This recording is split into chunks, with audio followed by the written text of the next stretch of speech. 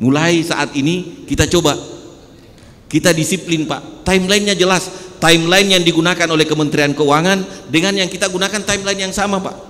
Kita bisa saling mengoreksi diri Pak, kita bisa saling mengingatkan. Harusnya kalau sudah bulan segini kita sudah ada di proses mana. Kita bisa mengukur diri kita Pak, kita sudah terlambat atau tidak. Ayo Pak, ayo sama-sama kita saling mengingatkan Pak. Perhatikan timelinenya, perhatikan posisi kita, pastikan kita berada di waktu dan timeline yang tepat. Mungkin itu Pak, kita disiplin. Terima kasih. Baik, terima kasih. Mungkin selanjutnya mengingat waktu ya, sebelum kita akhiri sesi ini, kita beri kesempatan mungkin mulai dari Mas Ardan ya, untuk sebagai kalimat penutup di sesi kita ini tentang pengawasan dan pelaporan. Silakan Mas Ardan. Ya, makasih Pak Dit. Ya Bapak Ibu, kalau dari saya sebenarnya kalau dari sistem mulai dari perencanaan sampai akhir itu mekanismenya udah jelas ya. Kalau dari teknis operator untuk pegawai teknis dikasih bimbingan bisa paham lah, ada itu panduannya, petunjuknya itu bisa diikuti, nggak mesti diingat, di panduannya aja diikuti. Oh input ini bisa itu diikuti. Tapi masalahnya itu adalah komitmen dari kepala daerah dan kepala OPD itu ya. Ini bukan masalah di Papua saja, di hampir banyak di Indonesia, yaitu kepala daerah dan kepala OPD mempunyai kekuasaan yang menganggap dirinya ya raja-raja kecil gitu.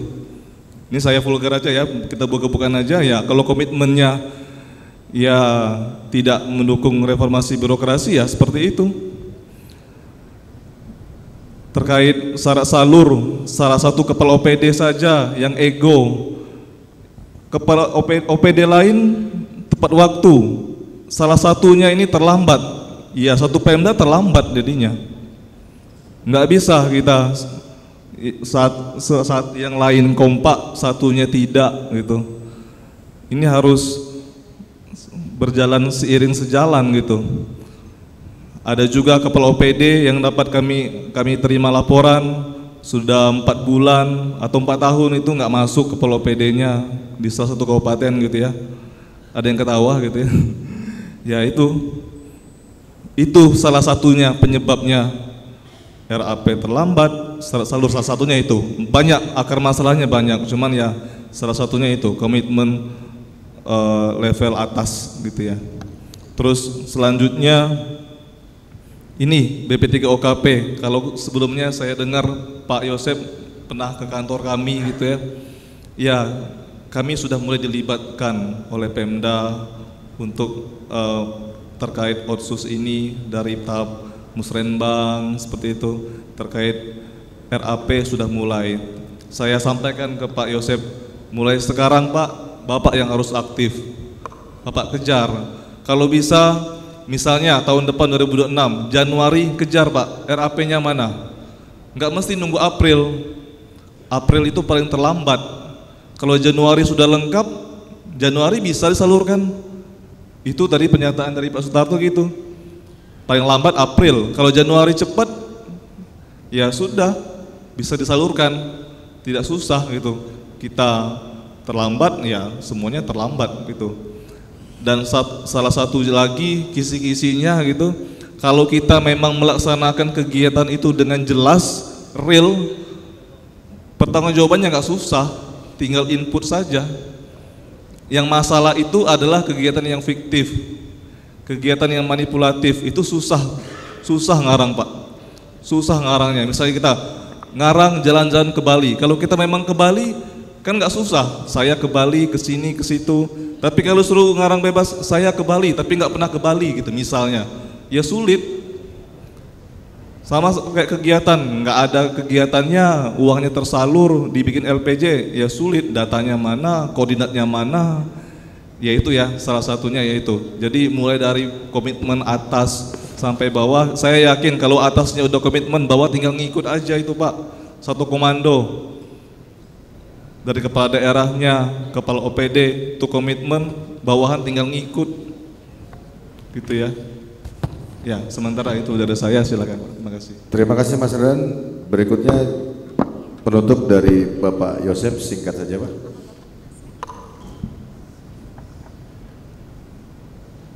Satu pesan saya adalah kita Papua Selatan mau berubah. Kita harus menjadi one team, menjadi tim yang handal, yang tangguh, yang agile, yang lincah, yang komunikatif, transparansi. Itu sangat penting, dan membangun Papua Selatan, siapapun dia, harus kita bangun dengan hati, karena dengan hati akan terjadi sebuah perubahan dan percepatan di Papua Selatan. Terima kasih. Tepuk tangan untuk Bapak Yosep. Terakhir penutup dari Bapak Asa, kami persilakan. Terima kasih. Untuk mengoptimalkan manfaat atau outcome dari Otsus, dana Otsus di Papua, kami menyampaikan minimal 4 pesan. Yang pertama, perkuat tata kelola, benahi tata kelola, mulai dari perencanaan, penatausahaan, pelaporan, dan seterusnya. Tolong dilengkapi Bapak Ibu, sehingga kita disiplin seperti tadi kata Pak Ardan, kita komitmen bersama Pak. Kami siap bersama dengan Bapak Ibu. Yang pertama, benahi tata kelola. Kemudian yang kedua, sinkronisasi dan integrasi pengelolaan dana Otsus dengan APBD. Jangan dipisah-pisah lagi Pak, lakukan paralel. Bapak sudah bisa tepat waktu penetapan anggaran, harusnya bisa tepat waktu RAP. Bapak bisa tepat waktu menyampaikan laporan keuangan untuk diaudit oleh BPK, harusnya Bapak Ibu bisa lebih cepat menyampaikan laporan tahunan untuk sebagai syarat salur tahap pertama. Kemudian yang ketiga, interoperabilitas fasilitas aplikasi yang dibutuhkan sesuai dengan kebutuhan dana Otsus. Kemarin Pak Emil dengan Pak Jaka sudah menyampaikan itu. Tinggal kesiapan kita untuk melaksanakan dan mengimplementasikannya. Dan terakhir, perkuat dan optimalkan APIP. Inspektorat di masing-masing daerah tolong diperkuat dan dioptimalkan. Salah satu model wujud komitmen kita untuk memperkuat inspektorat adalah komitmen untuk memenuhi sumber daya mereka, termasuk komitmen untuk memenuhi anggaran minimal untuk inspektorat. Tolong dipenuhi, termasuk untuk sumber daya manusianya, baik dari sisi jumlah maupun kompetensi. Mungkin itu Pak. Insya Allah Papua bisa terwujud, bersama kita bisa mewujudkan Papua cerdas, Papua sehat, Papua sejahtera. Terima kasih. Sekali lagi beri aplaus yang meriah untuk 3 narasumber kita. Baik, tadi kita sudah mendengarkan semua paparan dari para narasumber. Kita sudah mendengarkan bagaimana pengawasannya, sampai tadi ada sistem untuk pelaporannya, perbaikannya ya. Tapi dari semua yang kita sudah bicarakan tadi, poinnya hanya satu yang saya ambil ya, mengutip dari kata-kata Pak Yosep. Mari kita bekerja dengan hati untuk Papua Selatan. Saya Aditya, saya ucapkan terima kasih. Selamat sore.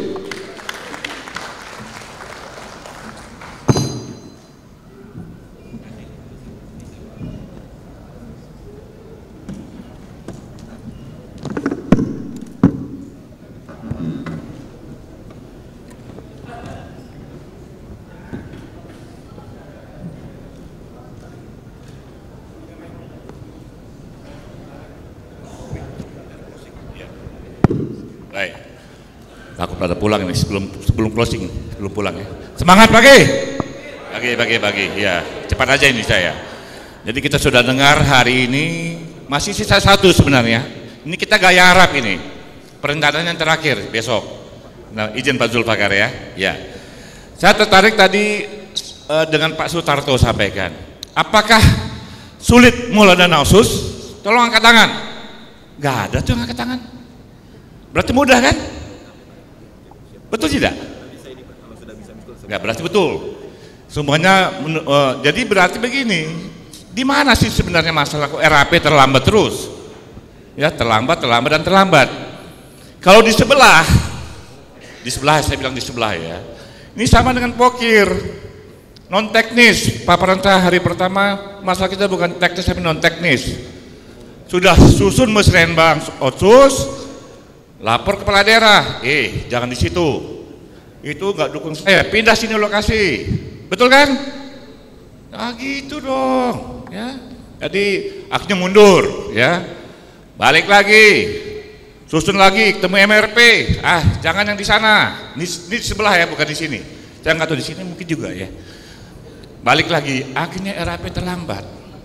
Betul tidak? Coba keluar lagi, betul? Ya betul lah, ya. Jadi mari saya buka-bukaan aja, jangan sampai kayak model poker itu tadi ya. Kedua, tadi paparan dari siapa? Kemenko mana tadi ya? Kok banyak ditemukan dana otsus digunakan di OPD mana tadi? OPD otsus ada 10 kan? BPKAD, Kesbangpol. Kalau saya lihat dalamnya lagi hibah, dan hibah. Ini buat siapa? Ini apa? Jangan sampai ada moral hazard di sana. Ada kepentingan. Mungkin Bapak susah ngomong, ya. Kesbangpol, BPKAD, ya. BPKAD, Kesbangpol, apalagi tadi? MRP. Banyak di sana buat hibah-hibah. Ya tentu saja nggak mabur-mabur orang Papua. Hanya dipakai buat kepentingan elit. Itu di sebelah, Pak. Mungkin juga di sini, ya. Jadi kami fungsi pencegahan, koordinasi, kami akan monitor ini. Nanti tolong laporkan nomor HP saya ada. Jika ada intervensi, kita main cantik aja, main informal belakang layar. Kami siap bicara dengan MRP, siap kalau memang ada di sini ya. Dan BP3 UKP juga penting ini. Tolong Pak, pasang kuping, pasang telinga. Ibu juga ya. Kalau enggak kita ngomong apa seharian? Ternyata semua masalah non teknis bukan teknis. Betul tidak? BP3 UKP titip lagi yang Perdasus ya. Untuk pendataan orang asli Papua. Jadi saya mau menyampaikan kami menjebatani mana menjadi PR pusat, kami dorong integrasi sistem. Ya mungkin pusat yang saya tangkap butuh pemahaman teknis tadi, kayak konsultasi, ini boleh tidak, ini boleh tidak. Tadi kami usul di sistem integrasi tadi ada semacam helpdesk yang nanti orang bisa tanya, nanti semua orang bisa lihat jawabannya. Lebih ke sana sementara ya. Tapi kalau daerah sepakat tidak, karena kita tonggak pembahasan otsus di Merauke, yang ke depan seluruh Merauke, seluruh Papua Selatan ya, di 5 Pemda, nggak ada lagi terlambat RAP. Bisa? Nanti kita lihat siapa yang terlambat. Yang terlambat berarti confirm di situ ada masalah. Ya, nanti kita intip dengan cara lain. Terima kasih, selamat sore. Ya, balikin. Baik, terima kasih Bang Dian. Mari kita berikan aplaus untuk diri kita masing-masing. Kalau dari pagi sampai sore, saya mau ucapkan terima kasih untuk Bupati Mapi yang sudah bersama-sama kita dari pagi sampai sore hari ini, Bapak. Luar biasa. Oh, dari kemarin. Saya berikan aplaus untuk Kabupaten Mapi yang luar biasa. Kayaknya ini akan menjadi contoh bagi kabupaten lain.